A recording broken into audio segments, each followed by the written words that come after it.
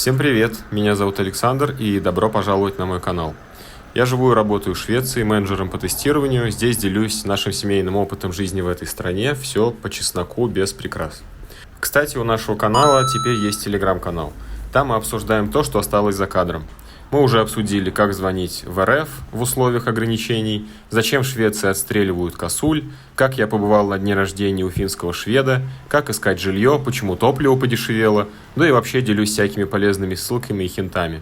Обстановочка у нас там уютная, ламповая, переходите по ссылке в описании или по QR-коду, присоединяйтесь к нашим обсуждениям. Добро пожаловать! Итак, сегодня я проснулся и, как мне кажется, понял, насколько же я богатый человек. Не по деньгам, а в принципе по тому, как я живу.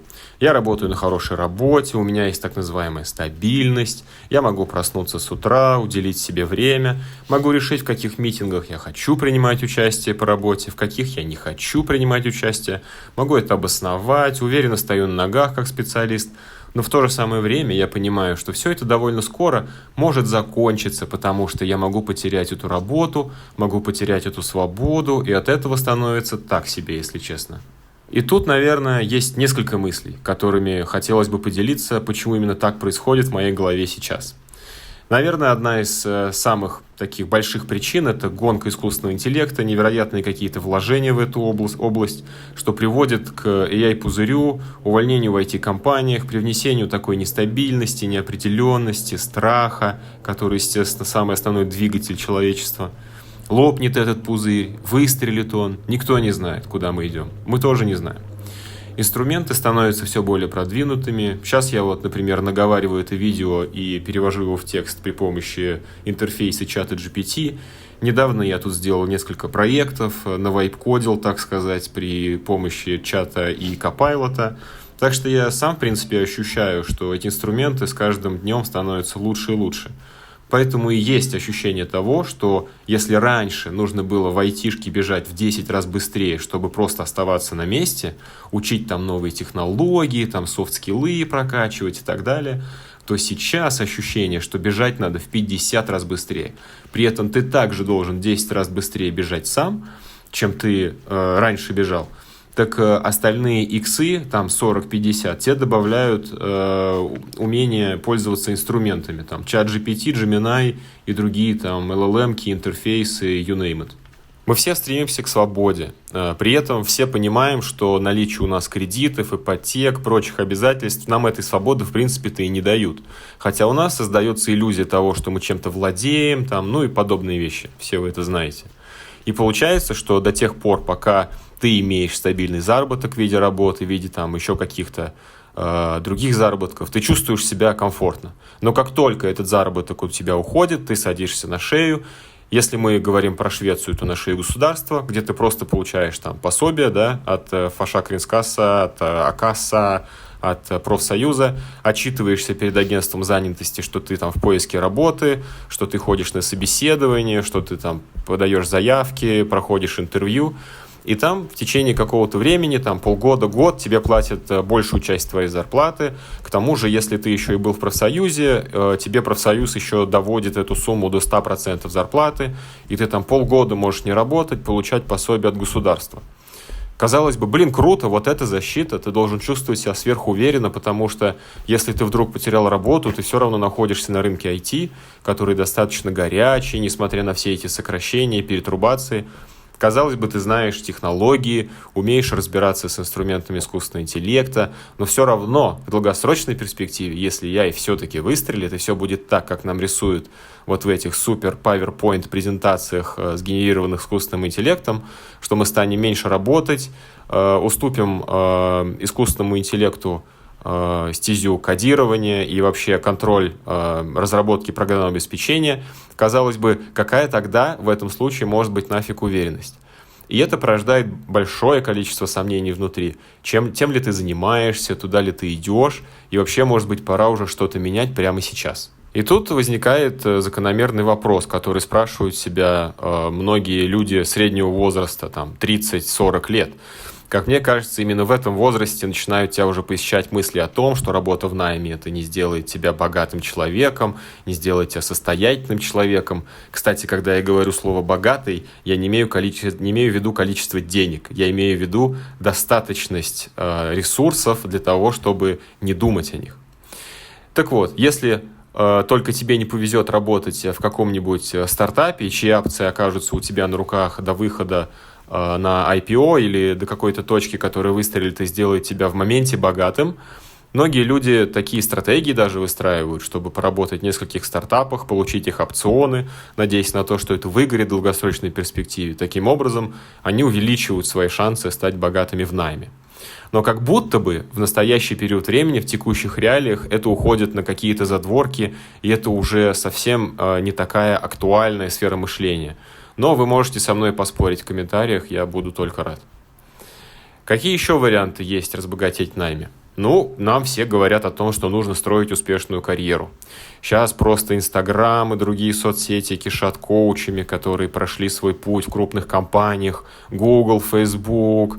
Вот это все англоговорящие, русскоговорящие, индийскоговорящие. Боже мой, там просто немерено людей, которые скажут тебе, что я это сделал, и у тебя получится, ты можешь. На мой взгляд, это абсолютно разрушительная философия. Отчасти она мотивационная, но она все равно разрушает человека в конце, потому что вряд ли он сможет повторить путь кого-то. Поэтому, конечно, я в такие штуки не особо верю, в эффективности их я сильно сомневаюсь, особенно в сфере того, что если кто-то это уже сделал, то значит и другой сможет такую же карьеру, и тем более он сможет каким-то образом помочь другому человеку, настроить свои там какие-то навыки, подстроить, подтянуть, и он достигнет там близких результатов. В общем, такое себе. Поэтому поспорьте опять же со мной в комментариях, но это вот моя точка зрения на это. Поэтому построить собственную карьеру, успешную, высокоплачиваемую, я считаю, что это уходит тоже в какие-то задворки, и что это уже какая-то прошлая реальность. Времена меняются слишком быстро приходят изменения. Пока ты строишь вот ту самую суперуспешную карьеру, на рынке столько всего поменяется, приоритеты сместятся. Ты, как человек с каким-то выдающимся мозгом, можешь частично утратить свою ценность, и платить тебе уже будут за твою успешную карьеру не X50, как там твоим предшественникам, которые сейчас уже собирают чемодан на пенсию в теплые края, а там X2, например, вместо X50. А сделает ли тебя это богатым? Да нет, конечно. Опять же, ты превращаешься в ту самую мышь, которая бежит в колесе, получает свои X2, когда все получают X. А если разница всего в 2 раза, а хлопот настолько много, то есть стоит ли оно того тогда в итоге? Но на самом деле, если ты посмотришь на стартовую черту, откуда отчитываются вот эти иксы, она все время снижается, потому что все те, кто дают тебе работу, они все время стремятся снизить свои косты, они хотят платить тебе все меньше и меньше и меньше, а цены вокруг становятся все больше и больше и больше. Но я надеюсь, что я уже немножечко вас прогрел, и давайте перейдем теперь тогда к самой интересной, более-менее позитивной части моего ролика.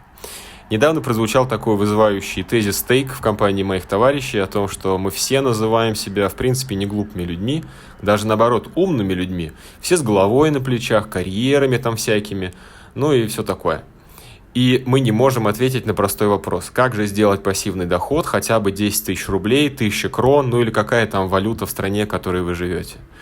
И это на самом деле очень такой провоцирующий, вызывающий тейк, который говорит сначала тебе, да камон, это что-то какая-то ерунда, это же не так просто работает.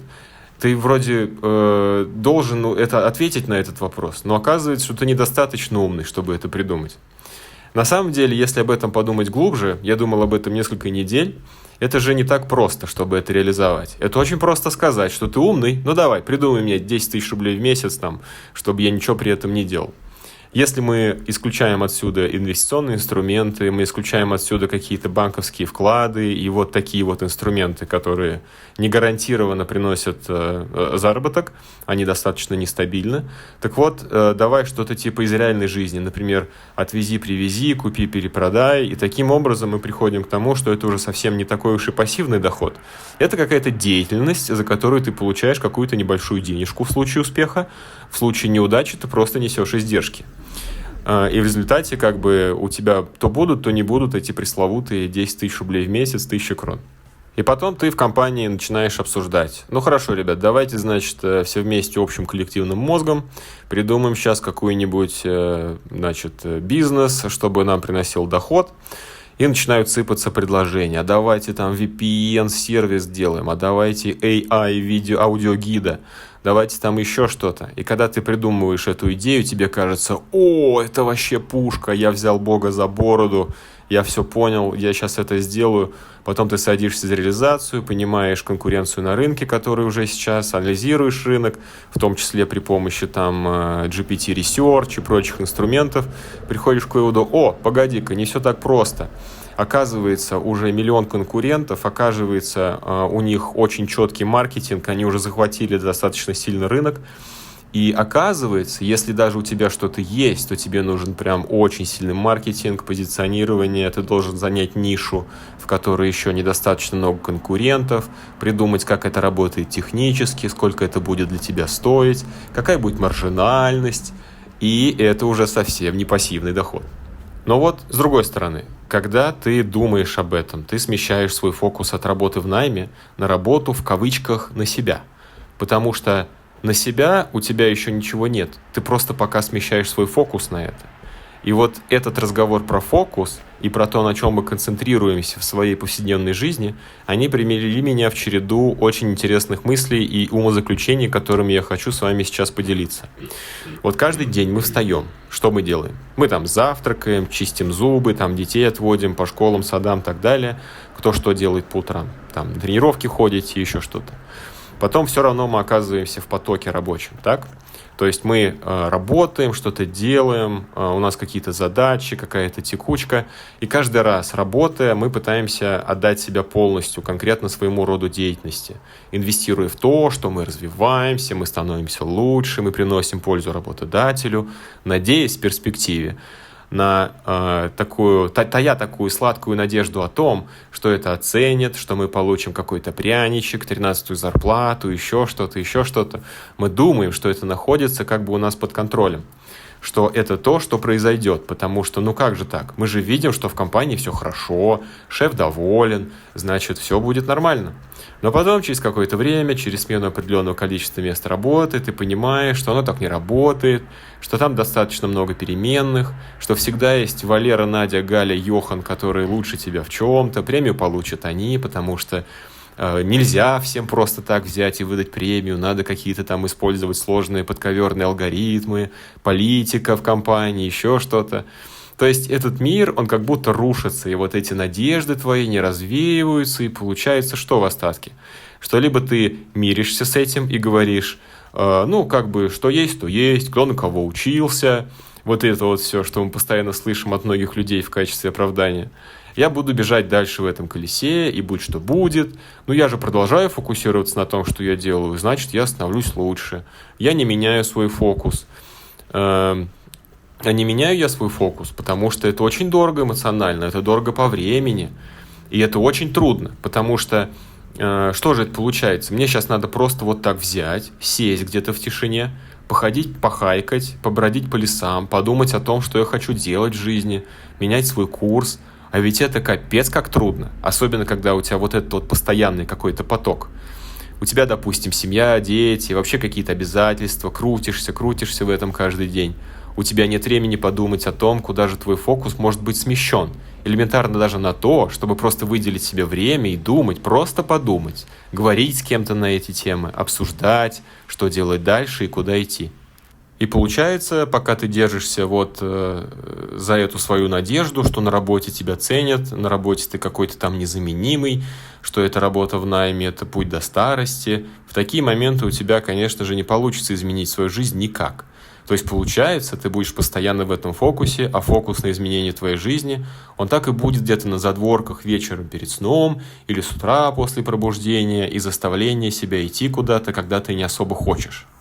В общем, получается, что это такая ловушка, из которой выбраться достаточно тяжело. Смотрел, конечно. И ловушка не потому, что ты там оказался, и тебя там кто-то запер, заставил там оказаться, а это потому, что так работает наш мозг, общество так работает, и мы видим вокруг себя точно таких же людей, которые делают вот то же самое, что и ты. среди тех, кто нас окружают, наши коллеги, друзья, знакомые, и мы не придаем этому ощущение, нормальности. Хотя получается, что в наше нестабильное время перемен, время практически еще одной революции, достаточно серьезной, связанной с ИИ, и замены многих работ на просто сильную вычислительную машину, которая может что-то сделать, эпоху становления робототехники уже на какие-то осязаемые рельсы и так далее, и так далее. В общем, получается, мы себя обманываем с этим. Как я уже сказал, никто не знает, что будет с этой AI, в кавычках, революцией, выстрелит она или нет, но давайте на секунду представим, что выстрелит. Даже если не будет этой революции, мы все равно имеем то, что имеем. Как бы рост количества населения, замедленный рост компаний миллиардеров, миллионеров, богатые богатеют, бедные беднеют. Такое ощущение, что людей, которые зарабатывают меньше и которые будут зарабатывать меньше сквозь года, вне зависимости от процентов, вне зависимости от профессий, их будет становиться все больше. Цены будут расти, капитал, весь мировой капитал, он так и будет принадлежать какому-то 1% населения Земли. И таким образом приходим к какой-то супер нестабильной системе, где полно людей неимущих, скажем так, по отношению к тем, кто имущий, тому самому 1% Земли. И вот у меня нет ответа на вопрос, как из этого выбраться, но мне кажется, у меня есть пару идей о том, как можно изменить это конкретно для себя уже сегодня. Как будто бы первое и самое важное, что стоит сделать, это действительно сместить свой фокус, причем сместить его кардинально.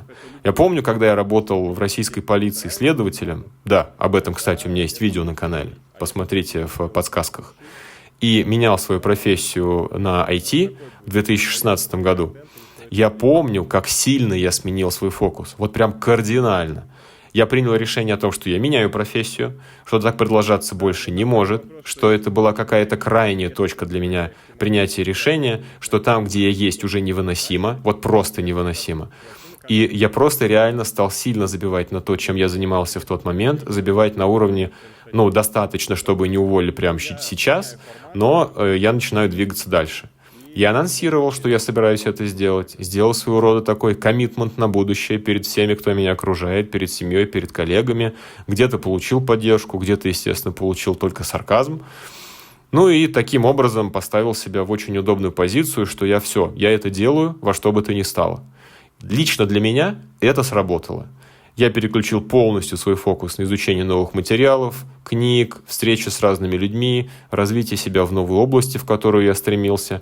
И это мне помогло, потому что когда ты сильно фокусируешься на чем-то, когда у тебя сильная мотивация и дисциплина, когда тебя уже ничего не может остановить, разве что, я не знаю, какие-то непреодолимые преграды и так далее.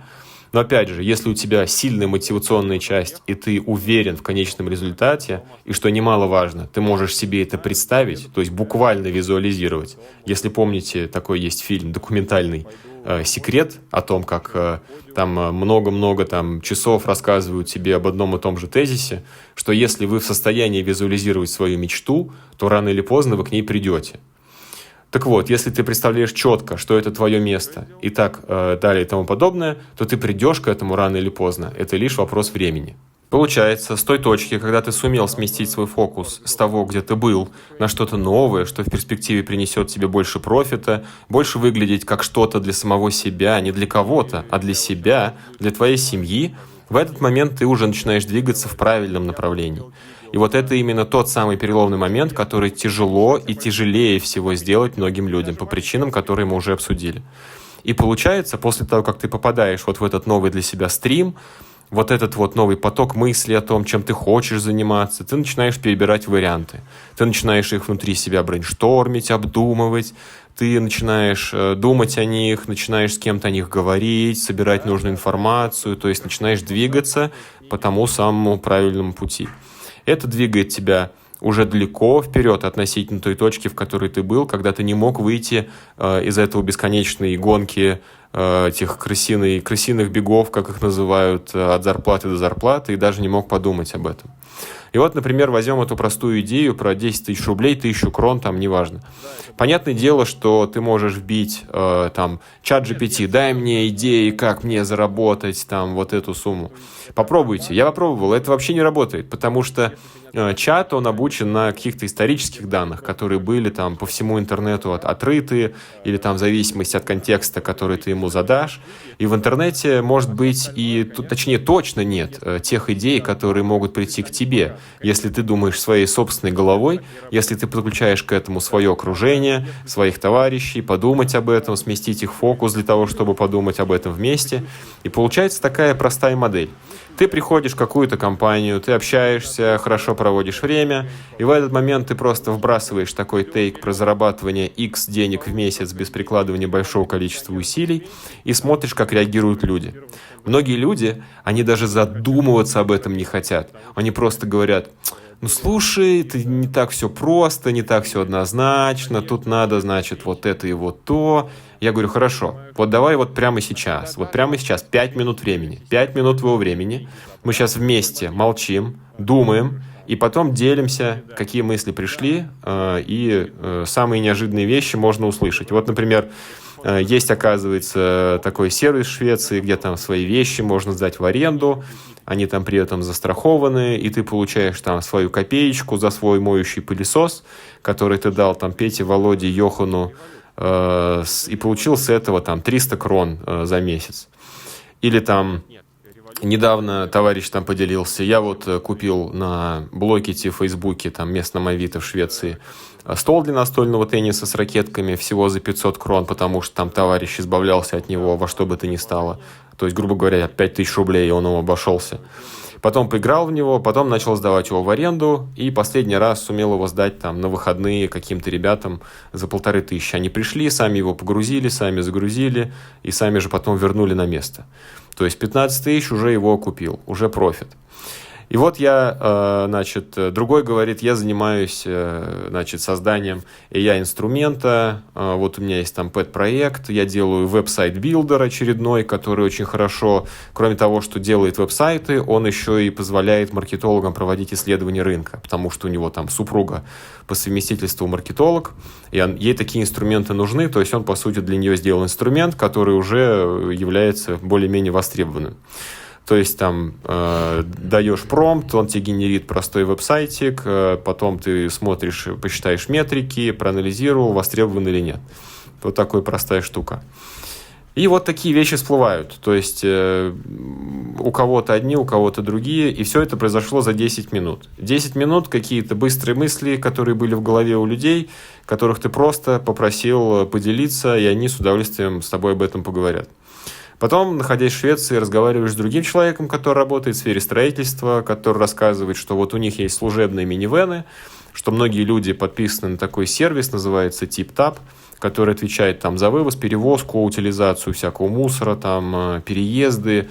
В общем, там люди просто размещают заявку, типа мне нужно перевезти комод с одного места на другое, или мне нужно вывезти мусор, вот такая цена. Или просто там отдают бесплатно какие-то вещи, лишь бы избавиться. И вот такой use case. Ты, значит, едешь с работы на служебном минивэне, заходишь в этот сервис в обед, там заранее, или вот вечерком прямо перед выездом, и написано, вот там у тебя по маршруту надо выкинуть мусор, тебе 500 крон дадут. А ты живешь там, например, недалеко от этой перерабатывающей станции, которая принимает такой вид отходов, пришел, 2 мешка загрузил, довез, 2 мешка выгрузил, вот тебе 500 крон. Ну, конечно, там, если ты работаешь на служебном минивэне, то там надо уведомить своего работодателя, что ты хочешь его использовать для личной цели. Но это, как бы, по моему опыту, не такая уж большая проблема. Там руководство компании обычно идет навстречу. Вот. И ты понимаешь, что как бы, ты можешь это сделать это 2 раза в месяц, можешь сделать 3 раза в месяц. Даже если ты сделал это 1 раз в месяц, 500 крон, ну, нормально, почему бы и нет. Дополнительная копеечка. То есть вот такие вот неожиданные варианты, не скажу, что легкого заработка, но заработка, который не требует каких-то суперсерьезных затрат, временных и прочих, они реальны, они вокруг нас, мы даже о них слышали, но как много из нас реально начинали что-то делать, воплощать их, пытаться разобраться, вот работает это конкретно или нет. И мне кажется, что в этом вот и есть секрет вот этого, скажем, не успеха, а достижения вот той финансовой безопасности, о которой мы все слышим, постоянно говорим. То есть, если ты не пробуешь, если ты не делаешь, то оно никогда не произойдет. Есть такая книжка «Делай просто, просто делай». Вот я с ней полностью согласен. Мы привыкли отговаривать себя, что это слишком сложно, ой, это машину надо там, это вот это надо позвонить, это надо, чтобы пылесос, это вот что-то купить. Но в жизни столько много разных вещей, которые можно сделать, чтобы заработать. С собакой там гулять, я не знаю, проекты какие-то продолжать пилить при помощи искусственного интеллекта. То есть столько много вещей, о которых мы не задумывались, мы просто ленимся их делать. Хотя, казалось бы, если ты начнешь двигаться в этом направлении, если твой фокус будет на этом, то у тебя обязательно рано или поздно это выстрелит. Еще я понял, что закидывая вот такую простую идею в разные компании людей, у которых я общаюсь, группы разных национальностей, разных менталитетов, очень интересно слушать ответы и мысли этих людей по поводу того самого пресловутого пассивного дохода там, в 10 тысяч рублей, 1000 крон, 10 евро, там, неважно. Поэтому я такой челлендж предлагаю в следующий раз, когда вы встретитесь со своими знакомыми, друзьями, коллегами, родственниками, ну или с кем вам комфортно говорить на эту тему, задайте им этот вопрос, проведите несколько минут вот в этом брейншторминге, обсуждениях, в попытке поймать ту самую идею, которая покажется вам той самой нишей, которую стоит занять, и объяснить самим себе, почему она классная. Если хотите, то напишите мне в комментах, будет прикольно потом почитать, что вы обсудили, или послушать, насколько амбициозно была воспринята эта идея вашими товарищами, коллегами или с кем вы там это обсудили. Просто, мне кажется, это такой интересный флешмоб, который я предлагаю запустить, и, может быть, кому-то это реально поможет сместить фокус с их текучки, сделать их жизнь немножко более интересной, заняться вот такими творческими вещами, которые реально заставляют ваши извилины шевелиться. В общем, пишите в комментах, будет очень интересно вас послушать. Спасибо всем, кто досмотрел это видео до конца. Всем счастья, любви, добра. Пока-пока. Увидимся в следующем видео.